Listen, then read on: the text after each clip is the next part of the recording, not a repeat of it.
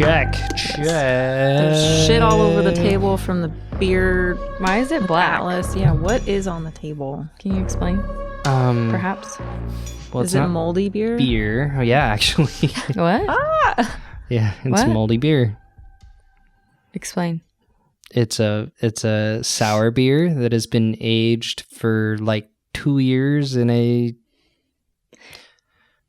barrel, I guess. Oh, so I remember having a Ew. beer, I think when I was on there, it had like a musty taste to it because it was, aged or I whatever. don't think I would like that, but it's okay. It's not my podcast, so. Do you like sour things? It's an Not acquired really. Like taste. sour fruity things? Like, okay, well then, yeah, you wouldn't. There's a blueberry sour from Kincaidor that I've had. I think I've had that Do you as like well. it? It's called schnozberry. Oh, that one I do like. Well, then you would like this one. Okay.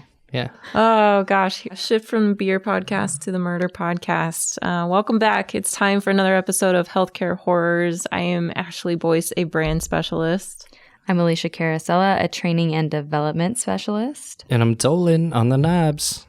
We struggled with this last time because Alicia said she was a brand specialist. Don't worry, because then the next time I was on a whole other planet. It was a weird day. There was a lot of weird things happening. You're just a specialist.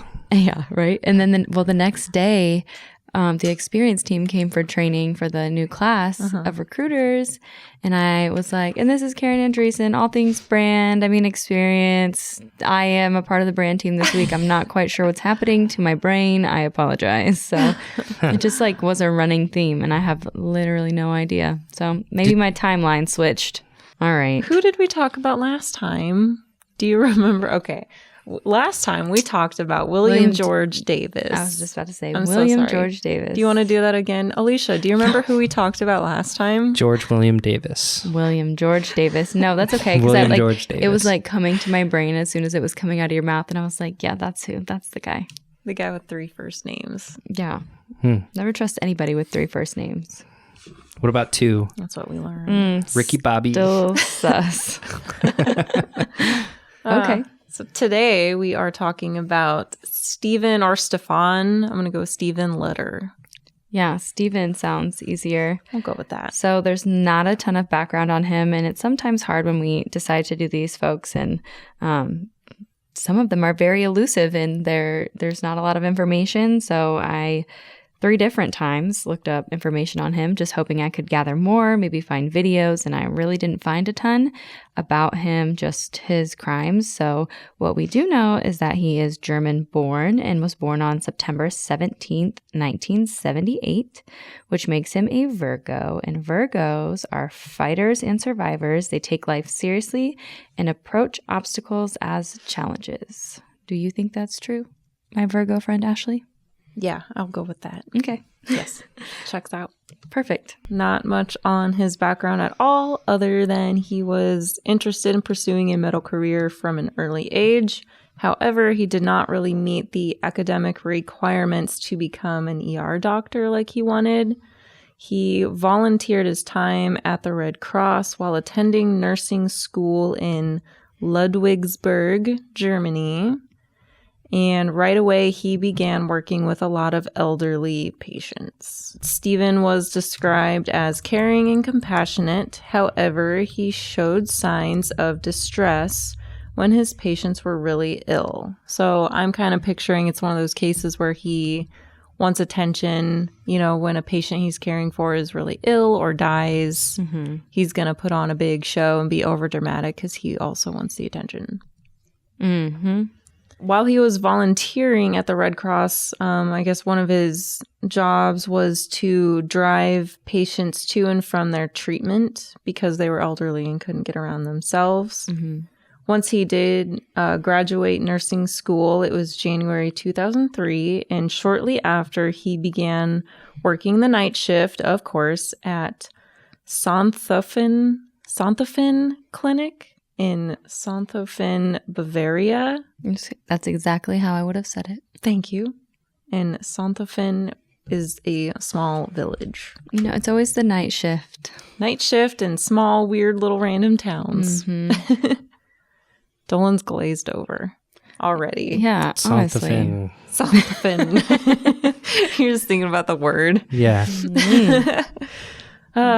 So he continued to show compassion and empathy, but maybe a little too much. He took things a little too personally, got too emotionally involved with his patients, and he was stressed around the sickly. Within a month of Stephan starting, there was, of course, an increase in deaths. Most patients were elderly, so of course that means there weren't many red flags raised. But even when some of the younger patients started to die, who were, in their early 40s, the hospital actually still didn't get really suspicious.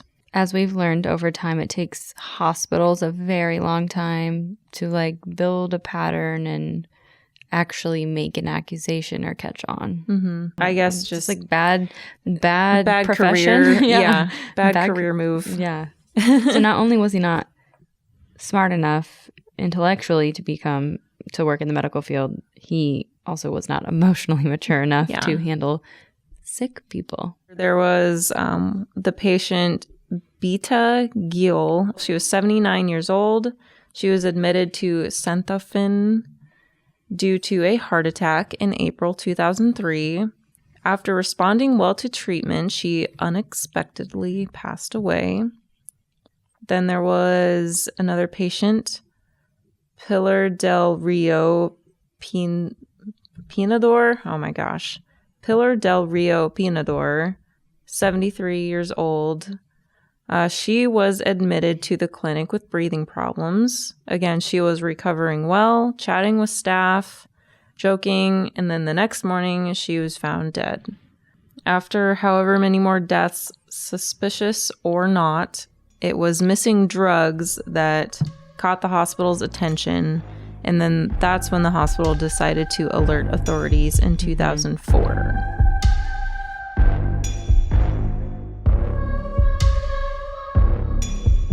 The drug that was missing was a muscle relaxer, and there was a substantial amount missing, obviously, if the hospital was freaking out about it. Once the investigation started, it wasn't hard to check the employee schedule with the dates the drugs disappeared, and they were able to link it to Stephan. Yeah, and I think it's called Lysthenon. Lysthenon. Sounds good to me. Not only was he careless about not covering up his tracks at the hospital, but authorities searched his apartment and found enough of the hospital's muscle relaxers to kill 10 people. So at that point, the authorities and hospital still had no idea he or anyone was actually murdering the patients. They thought he just stole this stuff. Were they doing any autopsies on these people? Probably not, because they didn't think it was suspicious. Yeah, probably not. So they wouldn't have found it to know. Mm-hmm. Maybe, aren't muscle relaxers usually something that isn't as easily detectable? Or I guess if you're not looking for it. Mm-hmm. Once authorities brought him in for questioning, that's when he started to confess to stealing the tranquilizers or the muscle relaxers for murdering patients specifically. So he came clean, and that's when, it was obvious that he was killing people. And he claimed to have killed at least 16 of his patients. He also claimed that they were mercy killings to release patients from their suffering and, quote, release their souls. Yes, he insisted that he was acting out of sympathy. Even though some of the patients could have survived and were doing fine. Stephan would eavesdrop on doctors talking about their likelihood to recover. This is allegedly, he claimed, that he would eavesdrop on doctors talking about the patient's likelihood to recover, and if their chances were low, he would create a cocktail of the muscle relaxers and tranquilizers to stop their breathing. He liked to also console the grieving families. So again, he liked to put himself in the middle of the drama and everything that was going on. The hospital and authorities called BS because many of his victims should have made full recoveries. The trial was held at Bavarian State Court in Kempten during December of 2006.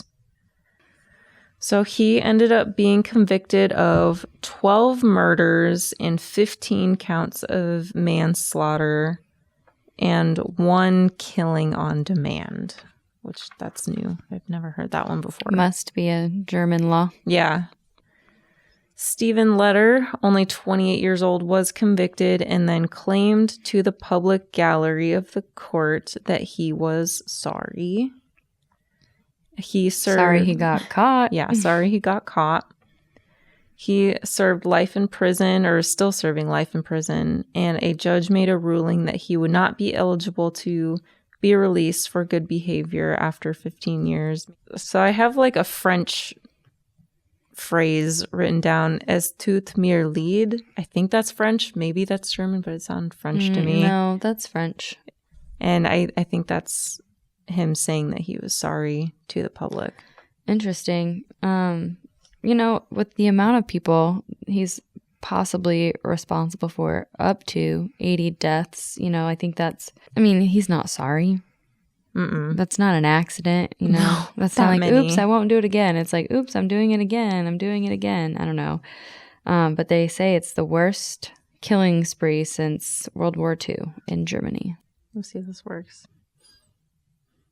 What are you doing? Google Translate, I bet. Es tut mir leid. Es tut mir leid. No, it is German. It is? Yep. Scratch that. It's not French. It sounded French to me when I read it in my head, but that's German for I'm sorry. I don't have anything. I just think that it's just like your typical, we hear the same thing over and over again about these nurses who work with elderly patients and they don't like them and they're uncomfortable around them. And it's like, okay, like you can just choose a different career. Mm-hmm. You didn't have to go into this field. Yeah. But I think I'm sort of recognizing a pattern of people who don't necessarily do like amazing in school. They almost generally end up working with geriatric patients. And I'm like, kind of like, why are we doing that to the elderly people? I feel like they're being personally victimized by the system. I don't know. Just a thought. I don't know. It's very interesting. But maybe he wanted to work with elderly patients so that he could kill them. Maybe that was his motive all along. I don't know. It's hard to say, but this is just one of those classic. Of course, you're killing people and then saying, "Oh, I was just doing it for their benefit." Like, okay, sure you were. Yeah. So just don't kill people for anyone's benefit, which is not murdering people. Right. Yep.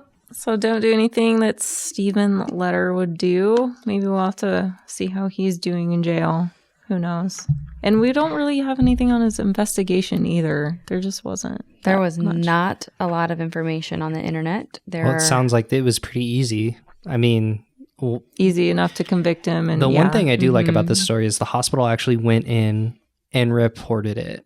A lot of times when we talk about it, we see the hospital just firing the person and then covering up what they can for the sake of their own name. But True.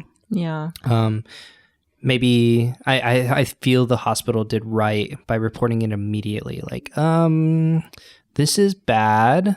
Pat on the back to German hospitals. Yeah. Well, the only thing they reported though was the missing drugs. They didn't know specifically who had it, but yeah. Right. But even that, it's still good. Right? Yeah, that they reported that. It would be very easy for somebody in charge just to be like, well, that's weird. Our inventory must be wrong. Right. Change it and then let it continue or I don't know. Or do an internal investigation just to keep authorities out just because they don't want the attention and then fire him and then he goes somewhere else and does the same thing. And Well, luckily he didn't. And it seems like he caved pretty easily. Yeah. Yeah, he caved easily. And this all happened like pretty quickly too. Like however many people he really killed. Like he graduated nursing school in 2003 and then the trial was in 2006. So yeah, that escalated real quickly and then all got wrapped up pretty quickly, it sounds like. Yep. Wow. He just got to work, went right to it. Yes. It's unfortunate and it sucks to hear that people are doing this, but like it just makes me think like keep your family members, your elderly family members out of homes. Yeah. Go visit them. And Make if sure you they're in visit the them. hospital, give them a chaperone. perhaps. Yeah. But all right. Well, next time, who are we going to talk about, Ashley? Next time, we're talking about James Marion Sims, and there is a lot more to cover on this guy. A lot of information. So, all right. We'll see you then. Murder. Thank you for listening to Healthcare Horrors, brought to you by Atlas MedStaff. Just a reminder, we are not healthcare professionals. We are just fans of true crime, talking about some of history's darkest moments in healthcare. Stay tuned, stay healthy, and stay safe.